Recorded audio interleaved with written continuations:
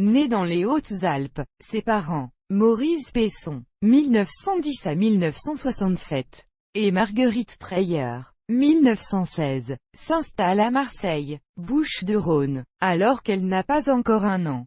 Son père est dessinateur et est embauché par la mairie de Marseille après la Seconde Guerre mondiale. Fascinée par la radio et la télévision, Anne-Marie Pesson se présente à un concours de speakerine organisé par la station RTF de Marseille. Sa vivacité plaît au jury présidé par Marcel Pagnol. Pendant 4 ans, elle présente les programmes de Télé Marseille. En 1958, elle monte à Paris pour participer à Paris Club et Service d'été. C'est en 1960 qu'elle deviendra l'une des speakerines préférées de la première chaîne.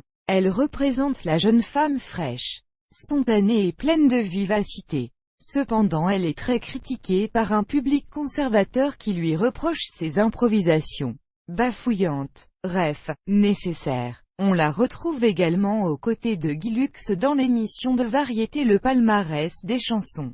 De 1965 à 1968. Elle supporte d'ailleurs assez mal l'autorité omniprésente du présentateur et producteur vedette. Bref, nécessaire. En 1963, elle participe à la célèbre et controversée émission de Jean-Christophe Averti Les Raisins Verts, en annonçant à haute voix le générique final dans des conditions à chaque fois périlleuses.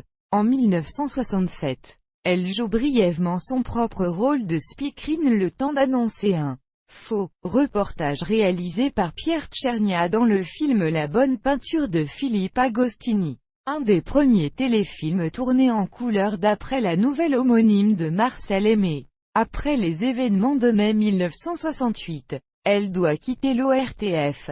Peu après, elle signe un contrat avec RTL où elle anime pendant plusieurs années la célébrissime émission Stop ou encore le samedi et dimanche matin et ensuite les matinales de la semaine de cette station de radio entre 9h et 11h.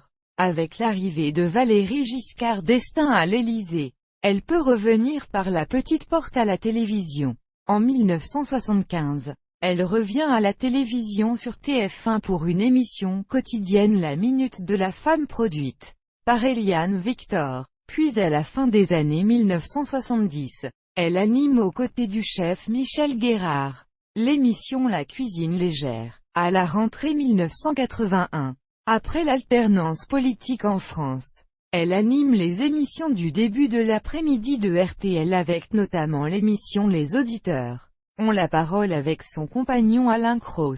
Elle reste ainsi une des voix les plus célèbres de la radio. Elle participe à une série d'émissions Je le francophonisime en représentant le Luxembourg pour RTL. À noter que durant les années 1960 et 70, elle enregistre quelques chansons sur des 33 et 45 tours. Anne-Marie Pesson est également l'auteur de nombreux ouvrages à succès, comme le best-seller 1001 trucs et astuces de nos grands-mères. Le livre a même ensuite fait l'objet d'une version applicative pour iPhone d'Apple sous le nom de 380 trucs de grand-mère pour tenir la maison.